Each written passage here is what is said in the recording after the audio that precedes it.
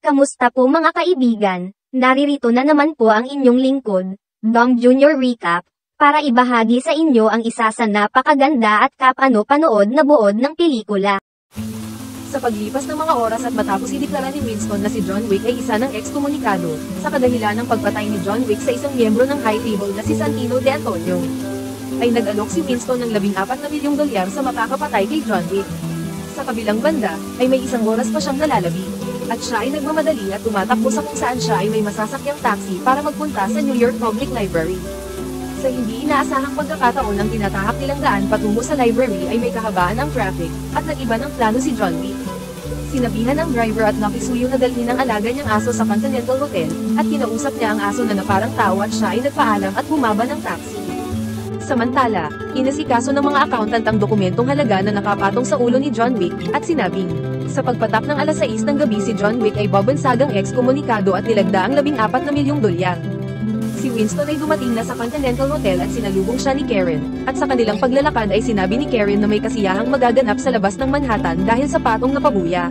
At sinabi ni Winston na ginawa lang niya ang tama.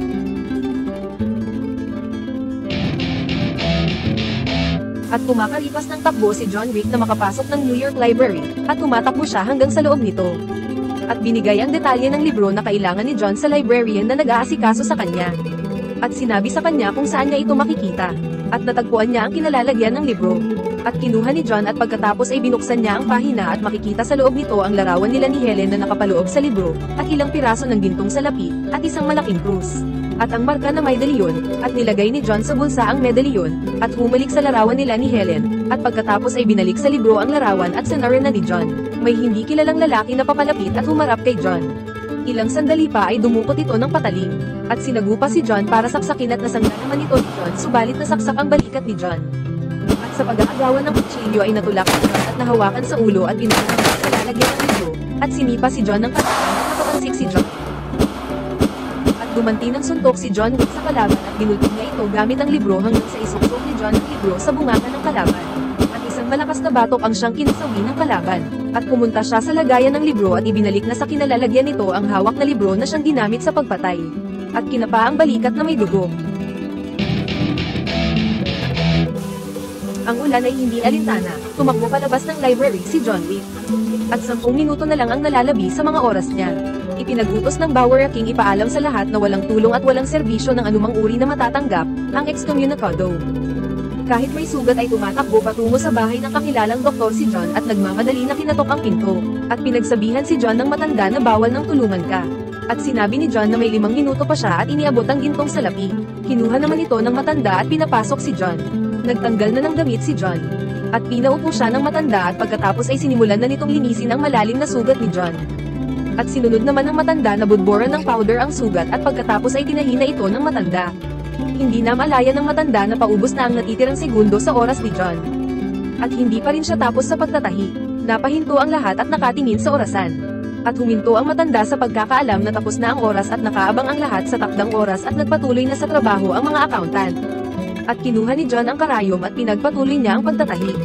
Ang mga accountant naman ay pinadala ang message sa lahat ng mga numero sa New York City, Manhattan na kung magkano makuha ang halagang matatanggap sa pagpatay kaysa ekskomunikado. At pagkatapos magtahi ay humingi siya ng gamot para sa sugat at tinuro naman ng matanda kung saan ito makikita. Kumuha naman si John at uminom at pagkatapos ay nagsuot na ng kanyang damit. At humingi ng pabor ang matanda na kailangan siyang barilin nito. 2 klase ng tama ang hiningi ng matanda para hindi siya maparusahan sa paglabag ng batas ng ekskomunikado. At nagpasalamat si John Wick sa pagtulong nito sa kanya. Sa kalsada ay patuloy pa rin sa pagtakbo si John Wick, at may mga grupo ng mga kalalakihan ang humahabol na sa kanya. Pumasok si John Wick sa isang antique shop, at umakyat ito hanggang sa itaas ng gusali. Mula sa hagdan ay pumasok siya sa loob at naghahanap siya ng magandang lugar kung saan siya makakalaban ng patas sa kanila. At tila may hinahanap siyang pwedeng magamit. Sumunod naman ang mga kalaban ni John Wick sa gusaling pinagpasukan niya. At sa isang silid ay nakapasok si John at umambad sa kanya ang mga lumang klase ng baril. At panoorin kung papaano niya pinagbuklod-buklod ang parte ng mga baril para makagawa ng isang baril na makapatay ng kalaban.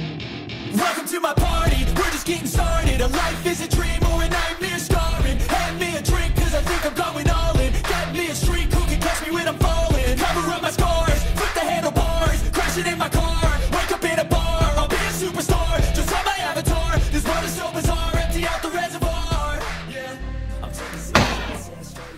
At pumasok ng ibang silid si John Wick, at nailagay na ang putok at pinatumba ang kalaban, ganun din ang ginawa ni John sa isa pa, at naglaban sila gamit ang karate technique. At sinasalag ni John ang suntok at sipa sa kalaban at tulak para masaktan ang likod at pinatumba ito, at niyakap siya ng patalikod para hindi makakilos si John.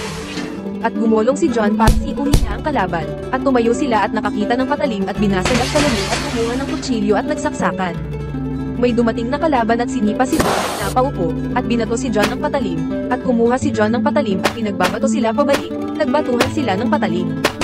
Nakakailag din ang kalaban at umiilag si John gamit ang kalaban, walang humpay ang pagbatuhan nila ng patalim, hanggang sa tuluyang mapatay ang isang kalaban ni John.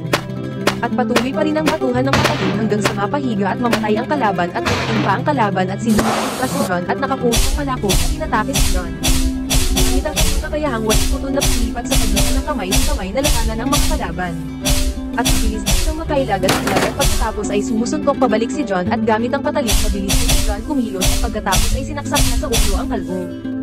At lumapit pa ang isa at nahawakan ni John ang braso ng kalaban at unti-unting tinatarap ang patalim sa mata nito hanggang sa mamatay. Nakita niyang humihinga pa si Kalbo.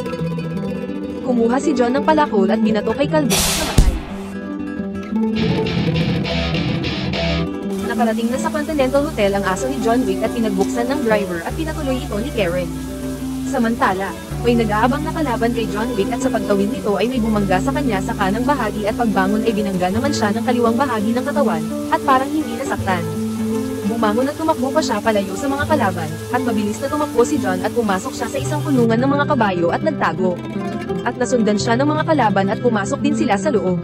Gamit ang kombinasyon ng kanyang kamay at ikat ng bisig ay napatumba ang kalaban. At lumapit si John sa kabayo at hinampas ito ng malakas, at inipa ng kabayo ang kalaban na nasa likod. Sa paggulong ni John ay hawakan niya ang kamay ng kalaban na may baril. At naiwasan niya ang pagputok. Sinala si John sa mga atake ng kalaban at napatumba niya ito at lumapit sa kabayo at muli niyang hinampas at inipa nito ang kalaban. Nagis niya ang kalaban at pinilitan ng husay sa pagkilos ng katawan at ilaw ng mga kamay at lakas para makayanan ng suntok at napabagsak niya ito at tinali ang leeg. At sumakay sa kabayo at pinatakbo ng mabilis ang kabayo at hila-hila ang kalaban hanggang sa mamatay ito. Samantala sa labas ay nag-aantay ang dalawang kalaban na nakamotor at sinundan ng daan na kanyang tinatahak, at binilisan ni John ang pagpatakbo ng kabayo at bumubog din ng bilis ang kalaban. At nang si John ay naabutan, hinawakan siya nito at agad naman niya itong pinaputukan. Nang mabilis ang isa pa at nakasakay na ng patagilid sa kabayo si John at pinagdagdagan at siya ay nagpatuloy sa kanyang pagpapatakbo. Nadagdagan ng presyo ang ekskomunikado ng 15 milyon. Nagpunta si John Wick sa isang Tarkovsky theater. At pinakita niya sa ticket taker ang cross para siya ay papasukin. At pinapasok naman siya ng mga bantay ng pinto at sa loob ay mayroon ulit checkpoint, at isa-isa niyang nilabas ang laman ng kanyang mga tindig sa kanyang pagsasayaw, ganun din sa kanyang pag-ikot ay mapapasana all ka na lang. At lumuhad si John Wick sa harap ng direktor. Tinanong si John kung bakit siya nagbalik, itinaas ni John ang cross at sinabi ng direktor kay John na, matapos ang gulong kinasangkutan mo. Sa tingin mo may silbi pa ang cross na yan. Galit na sinermonan si John ng direktor, dahil sa nagawang pagkakamali na. At kayang patayin ang direktor dahil lang sa pakikipag-usap nito kay John. At sinabi ni John na isa siyang anak ng Belarus at karapat-dapat na tulungan at tatanawin niya ito na malaking utang na loob. At pinahinto ang balerina. Walang nagawa ang direktor at tumayo at sinabi kay John Wick na sumunod siya. At nadaanan ng balerinang si Rosie na pagod sa pag-eensayo. At lumabas sa likod ng entablado at nakita ang ilan sa mga balerina na naghahanda sa pagsasanay. At sinabi ng direktor kay John na ang kanyang mga estudyante ay gusto ng buhay na walang pagdurusa. Pero dapat pa rin silang disiplinahin para matuto dahil hindi madali ang buhay. Sinabi ng direktor kay John na mapalad siya at nakakalabas siya. At pagkatapos ay pumasok naman sila sa lugar na nag-eensayo ng judo, jiu-jitsu, isang wrestling technique. At nadaanan din nila ang ilan sa balerina na sumasayaw. At nakarating na sila sa kwarto ng direktor at naupo. At sinabi ng direktor, na kahit gusto niya ay hindi pa rin niya magawang tumulong, dahil buhay mo ang nais ng mga nasa itaas. At sinabi na wala kang paraan para labanan ang hangin, o silaban ang karagatan, o tibagin ang bundok, at magtago sa liwanag. At tinanong niya kung ano ang gusto ni John. At sumagot na gusto niya ng daan patungo sa Casablanca. At binigyan ng katuparan ng hiling ni John Wick. Ang cross ay binigay ng direktor sa kanyang tauhan at nilagay sa steel stick ang cross at pagkatapos ay nilagay sa apoy. Para ito ay magbaga at pagkatapos ay nagtanggal na ng damit si John at pagkatapos ay naupong muli habang inaantay ang pagdikit ng init sa kanyang balat. Ilang sandali pa ay minarka sa likod ni John ang cross at napasigaw ito sa sakit. Ipahahanda na ang bangka na maghahatid sa kanya sa Casablanca. Nagpaalam na kay John Wick ang direktor. Pagsapit ng umaga, matapos ang magdamag na pakikipagbakbakan ni John Wick, ay may bumisita sa Continental Hotel, na nagmumula pa sa high table, at patungo na ito sa front desk na si Karen. At malumanay naman itong binati ni Karen. Nakatingin lang ang babae at iniabot patulak ang medallion habang ang mga mata ay nakatingin lang kay Karen. At tinignan ni Karen at tinawagan niya si Winston at sinabi, na gusto siyang makita ng tagapaghatol. Nakatingin lang ang babae habang umalis, at nagtungo sa kinaroroonan ni Winston. Sinabing nilabag ni John Wick ang batas, at sinabi naman ni Winston na hindi niya alam kung saang lupalop naroroon si John Wick. Si Winston pala ang sadya ng tagapaghatol at hindi si John Wick. At nagpasama ang babae na tignan ng bangkay. Paglabas ng elevator ay dumiretso sila sa kinaroroonan ng bangkay. At pagkakita sa bangkay ay binanggit ng babae ang pangalan ni Santino de Antonio. At sinilip ang butas at sinabing 45 ACP, ang balang ginamit. Gayunpaman, nabubuhay si John Wick dahil hinayaan mo siyang makatakas, imbis na patayin. At kahit ano pa ang ikatwira ni Winston ay baliwala sa tagapaghatol. Sinabi ng tagapaghatol na problema lang ang dulot ng kanyang hotel kaya ito ipapasara. At nagbigay lamang ng ilang araw para makapag-impake at nagpaalam na sa kanya ang babaeng tagapaghatol. Lumapit ang isa niyang tauhan at sinabing, ang tagapaghatol ay naririto, at hinahanap ka. Umakyat ang Bauer at nakipagkita sa tagapaghatol. At binati ito ng isang magandang buhay sa'yo binibini. Anong maipaglilingkod ko at napadpad ka sa lugar ng mga hampas lupa? Sinabi sa kanya ng tagapaghatol na, bakit hindi mo pinatay si John Wick? Bagkos, binigyan mo pa siya ng Kimber 1911, at 7 bala. Tumingin sa katabi at ipinahawak ang payong sa hampas bilang mga kalalakihan na nakakakilala sa kanya at tinambangan siya sa isang madilim na lugar at iniwasan naman ito ni John Wick. Subalit inatake si John Wick ng mga kalaban gamit ang patalim, at naiiwasan naman ito ni John at nakipagsabayan siya ng laban. At pinahinto naman sila ng isa sa mga tauhan ni Sofia na si Yassin. Na sinabing magsitigil kayo, at dahan-daang namang binalik ni John ang kutsilyo sa kalaban at sila ay tumalikod na at umalis, at binaril ni Yassin ang traidor na kalaban. At nagpatuloy sa paglalakad. Sa gabi ay paraiso ang Casablanca Continental Hotel sa mga naggagandahang mga dilag na sumasayaw. At pinapasok si John Wick ni Yassin, at napasulyap si John sa mga larawan. At hinawakan pa ang larawan, at kinahulan si John ng aso na galit, at ang isa ay gusto na siyang sakmalin. At pinahinto ni Sofia ang aso, at nagpaputok kay John. Sinabi ni John na hindi siya pwedeng patayin at sumagot si Sofia na pinatamaan lang kitang hindot ka. At pinakita ni John ang marker at dahan-daang tumayo. At binuksan ang medallion at nakita ni Sofia ang kanyang marka at ibinaba na niya ang kanyang baril. Binati siya ni Sofia na maganda ang iyong suot. At binati rin siya ni John. Naupo sila at sinabi ni Sofia na hindi na siya lumalabas para pumatay. At sinabi ni John na kailangan lang niyang makarating kay Berada. At tinanong siya ni Sofia kung paaptayin niya si Berada. At sumagot si John na kailangan lang niya ng impormasyon tungkol sa Elder. At humindi si Sofia sa alok ni John, at sinabi na, dahil sa pagkakaligtas ni John sa kanyang anak, ay mabibigay na kagustuhan ni John. At pinaalala ni Sofia na, siya ay nagbago na, at pinatay na ang nakakasuklam na buhay niya noon, at lumayo sa kanyang mga minamahal. Dahil sa kinahinatnan ng mga pangyayari ay pinili niyang manahimik. Tumayo si John at dahan-dahan na tinulak ang marker papunta kay Sofia at naupong muli si John, at napaisip naman si Sofia. Lumapit at sinabi na maghintay kang hindot ka at maliligo lang ako, at kung gusto mo ng kape magtimpla ka. At nakabalik na si Sofia at dala-dala ang bulletproof ng kanyang aso at isinuod niya at nilagyan ng baril. At sila ay umalis. At nakarating na sila sa pamamahay ni Berada. Kinapkapan sila ng mga bantay bago sila patuloyin, ngunit sinalubong sila ng maaliwalas na pagbati mula kay Berada. At natuwa ito sa aso at hinimas-himas niya ito, at natuon siya kay John, at sinabi na marami pa silang pag-uusapan, at pinasunod si John Wick. Sa kanilang paglalakad tinanong ni Berada kung ano ang sadya ni John sa Casablanca, at tinanong din kung nagpunta ba siya para patayin siya. At tinanong, kung saan nagmula ang salitang assassin. At sinabi na, Hashishin, mga tagasunod ni Hassan, at asasyo naman sa iba, na ibig sabihin ay tapat sa tungkulin. At itinuro ang coin at sinabi na ito ang kauna-unahang coin at kauna-unahang marker na medallion. At sinabi kay John na hinatulan ka ng kamatayan. Dahil sa hindi pagsunod sa alituntunin ng kataas-taasan. Sinabi kay John na bakit siya hayaang mabuhay sa Casablanca. Lumuhad si John at sinabing naghahanap siya ng pagbabago. At gustong makipagkita sa Elder para ito ay makausap. At tinanong lang si Sofia kung madalas bang lumabas ang aso. At sinabi nito na bihira lang. Naupo at sinabing, Nag-aaksaya ka ng oras John, hindi kita matutulungan sa bagay na yan. Ang alam ko lang ay, sundan mo ang pinakamaliwanag na bituin at lumakad hanggang sa dulo ng iyong hininga. Ang Elder ay hindi mo mahahanap, kusa siyang lalapit sa'yo. At nagpaalam na si Sofia at John Wick, subalit tinawag silang muli ni Berada at sinabi kay Sofia na, tinulungan ko ang kaibigan mo na mabigyan ng impormasyon, ano naman ang kapalit, okay na sa akin ang aso mo. At hindi pumayag si Sofia at hindi ito nagustuhan ni Berada at kinuha ang baril at pinaputukan ng aso. Sa galit ni Sofia ay pinaputukan niya si Berado at nagsimula na ang Royal Rumble. To my party, we're just getting started. Life is a dream, nightmare started. Hand me a drink, 'cause I think I'm going all in. Get me a drink, who can catch me when I'm falling? Cover all my scars, flip the handlebars, crashing in my car. I could be in a bar, I'll be a superstar. Just on my avatar, this world is so bizarre.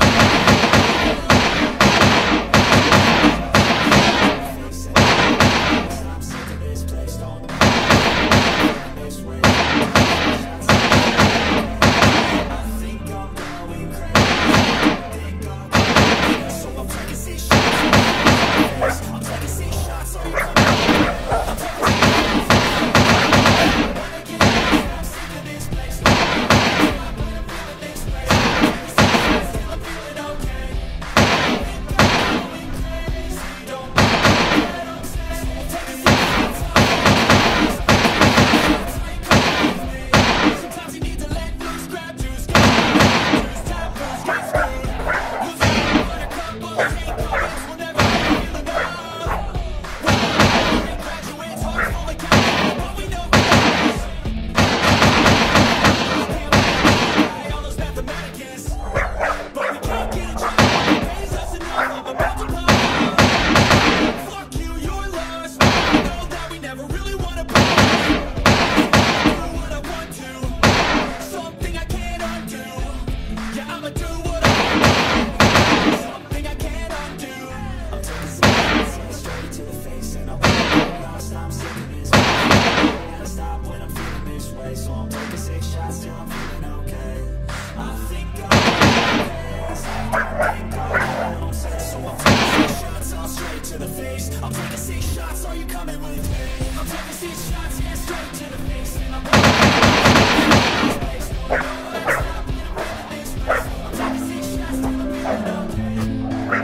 At sila ay tumakas sa mga tauhan ni Berana. Habang ang haring araw ay nagliliwanag para sa kagandahan ng umaga. At sila naman ay nagtungo sa disyerto at nahinto kung saan lang may binaba ni Sofia si John Wick, at pinainom niya ang alagang aso, at umarap kay John. At kinuha ni John Wick ang marker at minarka ang kanyang dugo para sa pagsasauli ng marker ni Sofia. At inabot naman ito ni Sofia. At inalok ng tubig si John. Subalit ininam ni Sofia ang natitirang tubig at binumog-mumog ng gusto ang kanyang bibig at binuga pabalik ang tubig sa bote bago ito binigay kay John. At nagpasalamat si John at nagsimulang maglakbay. Sa kabilang banda, kahit masungit ang panahon, nakasing sungit ang tagapaghatol, ito ay nagtungo sa restaurant ng assassin na si Zero. At naupo siya at nakatingin lang kay Zero. At dahan-daang kinulak ang kanyang medalyon, at nakita ito ni Zero, at napag-alamang isa palang tagapaghatol ang nasa harapan niya at si Zero ay pinagsilbihan siya bilang customer. At pinaalam ng tagahatol na may naglabag sa patakaran, at kumakalaban sa batas. Ito ay si John Wick at ang mga tumulong sa kanya. At sinabi ni Zero na interesado siya sa offer ng tagapaghatol. At inilapag sa plato ang kaunting isda, at kinain naman ito ng tagapaghatol ng walang arte, at yumuko si Zero at sinabing siya ay naglingkod at maglilingkod. At kinuha ng tagapaghatol ang medalyon at umalis. Sa entablado habang nagsasayaw ang mga balerina at pinanunood ng direktor, ay abala naman na sa pagpatay ang mga tauhan ni Zero sa mga bantay. At tahimik na pumasok sa gusali ng direktor. At isa-isang pinapatay ang mga bantay, na walang bahid ng kaluskos sa sahig at gamit ang kanilang mga espada. At hindi na malaya ng direktor na pinasok na sila ng mga tauhan ni Zero at nagpakita sa entablado ito, agad naman na pinahinto ng direktor ang mga nagsasayaw. At ilang sandali pa ay nasa harap na niya ang tagapaghatol, at pinaalis ang mga balerina. At kinausap siya ng tagapaghatol sa entablado at pagkatapos ay sinabi ang maling ginawa laban sa high table. At sinabi naman ng direktor kung bakit siya tumulong kay John, pero labag pa rin sa patakaran ang ginawa niya. Tumayo ang direktor at sinabi na siya ay naglingkod at maglilingkod. At tinusok ni Zero bilang kaparusahan, at pagkatapos ay nagsialis na ang mga ito. Gayunpaman alam na ng Bauer na ngayon ang huling araw na palugit ng high table sa kanyang pagbaba sa kanyang pwesto, at lumisan sa lugar. Samantala ang kanyang mga tauhan ay isa-isa ng pinapatay ni Zero at ng mga shinobi. Habang inaantay lang sila ng Bauer sa labas kahit pa umuulan ay hindi alintana. Patuloy pa rin ang pagpatay sa mga tauhan nito at ang lahat ay hindi iniiwang buhay gamit ang kanilang mga espada sa pakikipaglaban. Nanatili lang sa kinaroroonan ng Bauer. At walang nagawa ang mga tauhan ng Bauer sa bilis ng mga kilos ng mga shinobi at ni Zero. Inubos nila ang lahat ng mga tauhan at wala nang itinirang buhay sa mga ito. Naghanda naman ang pangkat ni Zero sa pagtungo sa kinaroroonan ng Bauer at sila ay patuloy na naghanap. Ang Bauer ay masayang tumayo at sinabing tinupad ng tagapaghatol ang kanyang sinabi. Inubos mo ang ilan sa mga tauhan ko. At sinabihan niya ito ng masakit na salita na hindi magugustuhan ng tagapaghatol at sinabi ng tagapaghatol na, sa pagtulong mong bigyan ng baril si John Wick, na may 7 bala, ang kaparusahan ay 7 hiwa sa iyong katawan. At nagpaalam sa kanyang kalapati, at sinabing patay na ang inyong hari, at hinatulan siya ni Zero gamit ang espada. Hindi kinaya ni John Wick ang init ng araw sa disyerto at wala nang malay na natagpuan ng isa sa mga tauhan ng Elder at pinagmasdan ito, at isinakay siya sa camel at hinatid sa kinaroroonan ng Elder. At pagkatapos ay binaba siya sa camel. Nasa harap ng Elder si John Wick at wala pa rin malay, sinabi ng Elder na uminom na muna siya. At siya namang pagmulat ni John at tinapa ang baril at sinabi ng Elder na hindi namin ginalaw ang baril mo. Dahan-daang naupo, at nagtaka kung paano siya napadpad doon. Tinanong siya ng Elder na kung bakit siya naligaw. At sumagot si John na hindi siya naligaw, nakita niya ang hinahanap niya. At sinabi ng Elder na hindi lugar ang tinutukoy ko. Tumayo ang Elder at lumapit kay John at sinabi ng Elder na, hindi pa siya nakakita ng isang tao na pinaglaban ang kanyang nakaraan. Kaya tinanong siya ng Elder kung bakit niya gustong mabuhay. At binanggit ni John Wick si Helen, ang mga alaala nila. At sinabi ng Elder na gusto mong mabuhay para sa alaala ng pag-ibig. At sinabi ni John na kahit na pagkakataon lang na matanggap ko ito ay sapat na para sa akin. At sinabi ng Elder na pwede kitang bigyan ng isa pang pagkakataon para mabuhay. Pero hindi na ito ang buhay na gusto mong mangyari, John. Subalit mayroon siyang dapat na trabahuhin para makamit ang kalayaan. Para mawala sa listahan ng madlang people at bansag sa kanyang ekskomunikado, at mawawala rin sa listahan ng halagang pera na nakapatong sa ulo ni John. At pagkatapos, mamumuhay siya ng hindi malaya, at patuloy na maglilingkod sa kataas-taasan at na may katapatan. At sinabi rin ng Elder na, desisyon mo kung mamatay ka dito ngayon hindot ka o mabuhay ka na maalaala ang pagkamatay mo. At napapaisip si John sa mga sinabi ng Elder kung siya ba ay sasang-ayon, at yumuko si John na sinabi, ako ay naglilingkod at maglilingkod. At pagkatapos ay pumasok ang 2 tauhan ng Elder na may bitbit na lamesa at nilapag sa harap ni John ang at tumambad sa kanya ang patalim na may pamalo. At sinabi ng Elder sa kanya na gusto kong makita ang katapatan mo. Nilapat ni John ang kanyang kamay at kinuha ni John ang patalim at pinutol niya ang kanyang daliri na may singsing at sa sakit ay napasigaw ng malakas si John. At marahan niyang kinuha ang naputol na daliri at nanginginig pa, at pagkatapos ay dahan-daang tinanggal ang singsing na para bang may pag-aalinlangan, at lumapit sa kanya ang Elder at siya namang iniabot ni John ang singsing bilang alay ng kanyang paglilingkod at katapatan sa kataas-taasan, at paglaya bilang ekskomunikado, at nagpasalamat na tinanggap ng Elder ang singsing bilang pagsuko ng katapatan ni John Wick, at sinelyuhan ng sugat sa daliri. At tinago na ng Elder ang singsing ni John at sinabing si Zahir na ang baalang tumulong sa iyong pag-alis. At tinawag si John ng Elder at sinabing, maligayang pagbabalik, John Wick. At naglakad na palabas si Zahir at John, at nagtungo sa kinaroroonan ng regalong gamit ng Elder, at sinabihan siya ni Zahir na magpalit ka na muna ng damit at umalis. At napatitid si John sa bagong damit. Napakagandang pagmasdan ng liwanag ng gabi na nagmumula sa mga ilaw ng gusali. Dumating na ang tren na sinasakyan ni John Wick sa Grand Train Station ng New York City. At lumabas siya na lumingon sa kaliwa at kanang kung may panganib na nakaabang. Habang naglalakad papunta sa may lobby ay nakita niya ang 2 na pasalubong sa kanyang dinadaanan. Subalit may mga grupo na sumaksak sa leeg ng mga ito, at inalok si John na magpatuloy sa kanyang paglalakad, habang ang mga ito ay nakasunod lamang sa kanya. At hinayaan lamang at hindi pansinin ang mga ito, at narating ni John Wick ang lobby, at naroroon pala si Zero na nakaabang sa kanya, si Zero ang namumuno sa mga shinobi. At bumaba siya para salubungan si John Wick, bumunot ng patalim si John habang siya ay papalapit at ganun din si Zero, subalit sa hindi inaasahang pagkakataon ay may dumaan sa pagitan ng dalawa. At kinausap ni Zero si John at sinabing napaka-espesyal mo talaga John. Sa kawalan, bigla namang sumulpot ang isa sa mga tauhan ni Zero at pagkatapos ay bigla lang din itong naglaho na parang bola. At sumulpot ito sa tabi ni John, at hinawakan agad ito ni John at pinagsasaksak, at tinanong kung tauhan niya ito. At pagkatapos ay si John naman ang nawala sa paningin ni Zero. Namangha si Zero kay John at agad namang tinawagan ang mga riding in tandem na nakaabang sa labas. Palabas na si John at sinunggaban kaagad niya ang kalaban at ganun din ang ginawa sa isa pa. At hinampas-hampas niya ng helmet at ang isa ay may baril subalit nazalag naman ito ni John at naaga ang baril at pinaputukan ang kalaban at sumakay na ng motor at umalis na si John. Habang si Zero ay nagmamadali na habulin si John subalit nakaalis na ito, at dumating ang ilan sa mga bataan ni Zero at nagmamadaling hinabol nila si John Wick. Sa luwag ng kalsada ay hindi malayo ang pagitan nila kay John. Habang tumatakbo siya sa mga kalye ng New York City, nakasunod sa likuran niya ang mga asasin na nakamotorsiklo na ipinadala upang puksain siya. Ang sumunod ay isang high-octane chase at combat scene kung saan si Wick ay nakikibahagi sa hand-to-hand combat sa mga nakamotorsiklo habang minamaniobra rin ang sarili niyang motorsiklo sa trapiko. Matindi at mabilis ang mga pangyayari, kung saan ginagamit ni John ang kanyang kapaligiran at iba't ibang sandata, kasama na ang kanyang motorsiklo, upang palayasin ang umaatake sa kanya.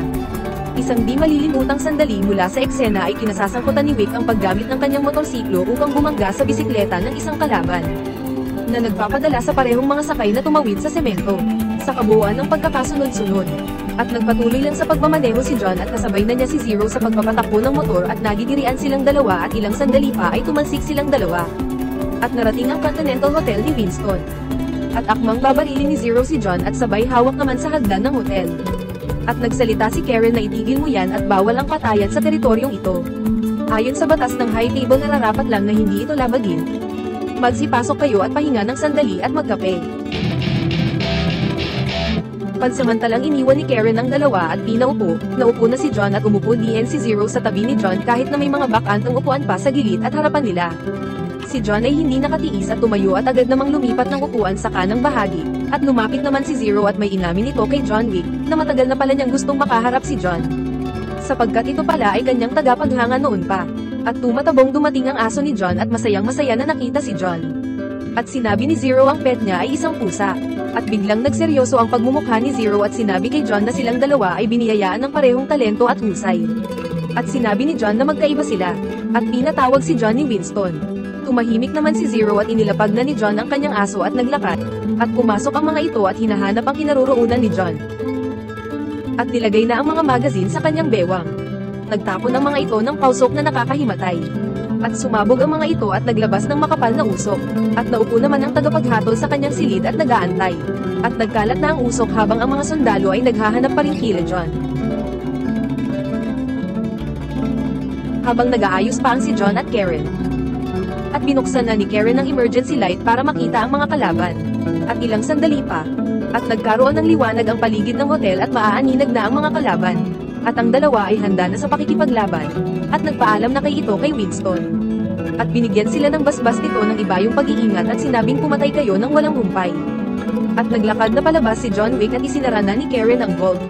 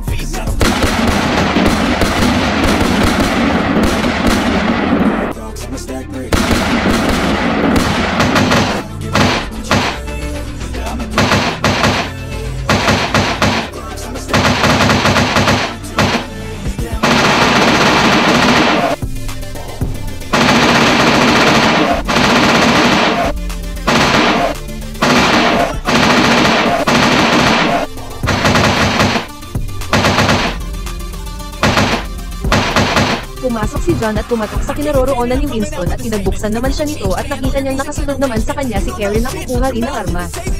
At kinuha ni John Wick ang isang high-powered na shotgun. At sinabi ni Karen na ang bala nito ay bumabasag ng bungo, at nilagyan na nila ng mga bala ang shotgun. Habang pinagmamasdan lang sila ni Winston, sabay kinasa at lumabas na sila at naglakad palabas ng silid. At sinara ni Winston ang pinto, at nagpatuloy sa pakikipaglaban.